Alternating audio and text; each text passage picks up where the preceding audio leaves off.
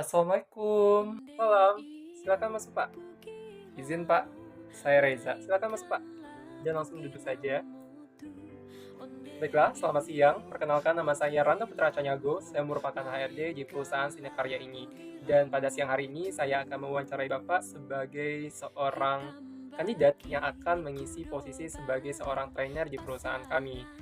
Dan sebelumnya saya ingin mengucapkan selamat kepada Bapak karena telah sampai di posisi saat ini. Dan nanti selama proses wawancara berlangsung, saya berharap Bapak dapat dengan tenang, santai, dan menikmati proses wawancaranya, dan jujur, serta menjadi diri sendiri. Dan jika Bapak sudah siap, kita akan mulai wawancaranya. Sudah siap, Pak? Siap, kita mulai proses wawancaranya ya. Oke, pertanyaan pertama, silakan Bapak perkenalkan diri Bapak, latar belakang pendidikan Bapak itu apa, dan bagaimana keseharian Bapak. Baiklah Bapak, perkenalkan nama saya Reza Pahlevi, saya berusia 24 tahun, saya merupakan lulusan dari Universitas X, jurusan psikologi. Sebelumnya, selama 1,5 tahun, saya bekerja sebagai staff trainer di perusahaan saya sebelumnya. Kegiatan saya sehari-hari saat ini sebagai dancer Pak, dan harapannya nanti saya dapat bekerja di perusahaannya melihat banyak sekali benefit yang akan saya dapatkan, dan saya pun nantinya akan dapat banyak berkontribusi di perusahaan. Oke, sebutkan dan jelaskan 4 kata yang mendeskripsikan diri Bapak dan kenapa Bapak menggambarkan diri Bapak dengan 4 kata tersebut. Saya mendeskripsikan diri saya dengan 4 huruf, yaitu L, E, A, D. L itu artinya learner, E itu artinya empathy, A itu artinya adaptable, dan D itu artinya determinan.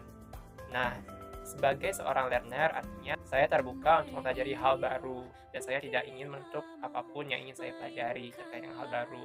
Yang kedua, empati artinya saya orang yang mudah bisa merasakan perasaan orang lain. Ketiga adalah adaptable, artinya saya dapat beradaptasi dengan berbagai lingkungan baru. Dan terakhir adalah determinan, artinya saya tahu apa yang saya inginkan. Jadi kalau misalnya kita hubungkan keempat kata tersebut akan membentuk sebuah kata baru, yaitu lead, yang artinya adalah pemimpin. Artinya adalah saya seorang pemimpin, terutama untuk diri saya sendiri. Gitu Pak. Di CV Bapak menuliskan bahwasanya Bapak merupakan lulusan dari Universitas X dan dari jurusan psikologi ya Pak ya. Dan sebelumnya Bapak sudah bekerja nih selama 1,5 tahun di perusahaan sebelumnya sebagai staff training. Nah, boleh dijelaskan nih Pak, apa saja yang Bapak lakukan selama 1,5 tahun tersebut dalam mengemban jabatan Bapak tersebut? Banyak proyek yang kami lakukan, dan saya pun beberapa kali juga diamanahkan menjadi project manager, seperti melakukan pelatihan dasar kepemimpinan bagi SMA Negeri 12 Padang. Terus saya juga bertindak sebagai narasumber dalam pemberian pelatihan AMT atau Achievement Motivation Training bagi UMKM sekota Payakumbuh.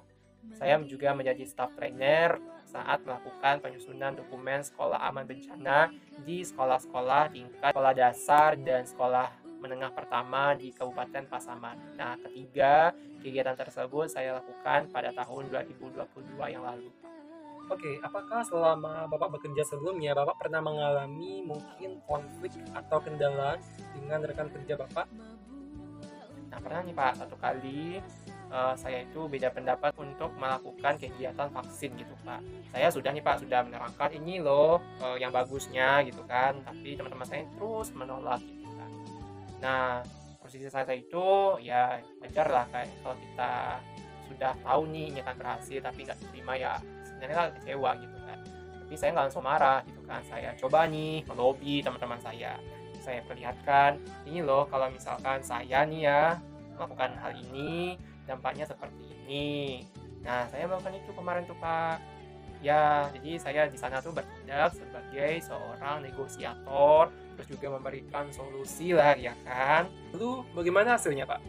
Ya, hasilnya saya berhasil Pak. Saya berhasil meyakinkan teman saya, lalu saya buktikan nih Pak. Saya buktikan juga dengan cara saya mengimplementasikan hal tersebut di lapangan dengan sebaiknya. Hasilnya, cara yang saya berikan itu ternyata berhasil untuk mencapai target yang ingin kami capai.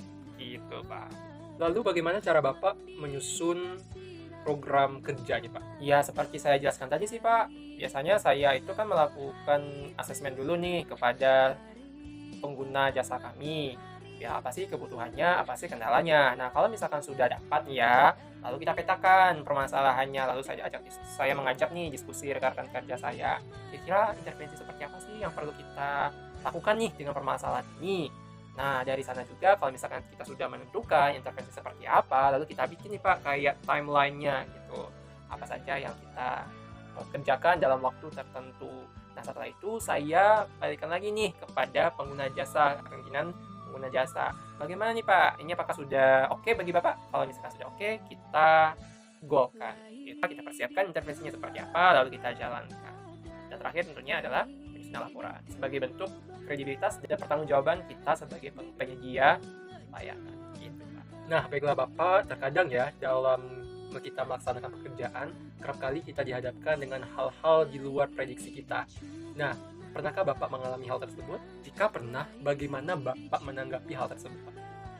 Pernah sih Pak, waktu itu kan ada nih kegiatan ya kan diskusi ibu hamil gitu kan. Saat itu saya sebagai staff trainer gitu kan, masih ada dong pimpinan saya di atas saya gitu kan. Nah, ada tuh suatu hal yang membuat saya harus memutuskan itu secara cepat. Sudah saya telepon, pimpinan nggak diangkat. Terus ini saya telepon ya sebelum saya sampai ke lokasi kegiatan. Pas saya sampai lokasi kegiatan, sinyalnya hilang Pak. Jadi bagaimana dong saya menelpon atasan saya? Ya udah, akhirnya saya memutuskan saya sendiri yang membuat keputusan tersebut dengan pertimbangan resiko yang seminim-minim mungkin. Ya, saya berpikir ya intinya kegiatan ini harus tetap berjalan. Mau nanti bagaimana tanggapan dari atasan saya nanti saya pikirkan, dan menurut saya saat itu memang pimpinan saya itu akan mendukung apa yang saya lakukan. Kalaupun misalkan saya memiliki kesalahan, saya dimarahi, ya udah saya harus terima konsekuensinya karena itulah bentuk pertanggungjawaban dan profesionalitas saya dalam bekerja.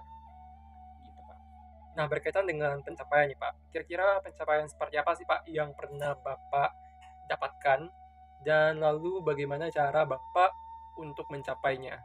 Saya teringat betul Pak, tanggal 15 Oktober 2022 yang lalu saya menjadi juara 1 dalam temu ilmiah nasional mahasiswa Termilnas se-Indonesia ya, jurusan psikologi.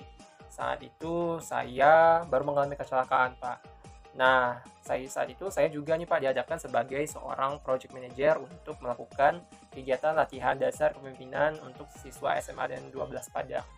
Nah, ada 2 kegiatan besar yang harus saya ikuti, yang pada saat itu waktunya memang berdekatan. Akhirnya, dengan sisa waktu 2 minggu dan saat itu kondisi saya yang masih sakit akibat baru mengalami kecelakaan, akhirnya saya berusaha untuk memanage setiap progres dari pekerjaan itu dengan sebaik mungkin. Saya melakukan evaluasi dan monitoring setiap step by step yang sudah saya lakukan. Saya juga membuat target per step tersebut harus selesai pada waktu sekian. Nah, alhamdulillah Pak, hasilnya adalah saya menjadi juara 1 sebagai penulis dan pemakalah dalam psikologi klinis terbaik se-Indonesia, dan itu membuat saya sangat bangga Pak. Baiklah Bapak, seluruh pertanyaan yang ingin saya tanyakan sudah Bapak jawab, dan terima kasih banyak Pak. Saya sangat mengapresiasi atas jawaban-jawaban Bapak yang sangat luar biasa. Sebelum kita tutup, apakah ada pertanyaan? Nggak ada Pak. Oke, kalau tidak ada, semoga nantinya Bapak akan mendapatkan hasil yang terbaik ya Pak. Dan insya Allah seminggu setelah kita melakukan interview, kami akan menghubungi Bapak melalui email perusahaan. Jadi ditunggu saja kabarnya via email ya Pak. Baiklah Bapak, terima kasih atas waktunya. Sekian, wassalamualaikum warahmatullahi wabarakatuh. Jadi Bapak boleh meninggalkan ruangan ini Pak. Oke, makasih banyak Pak. Wassalamualaikum warahmatullahi wabarakatuh.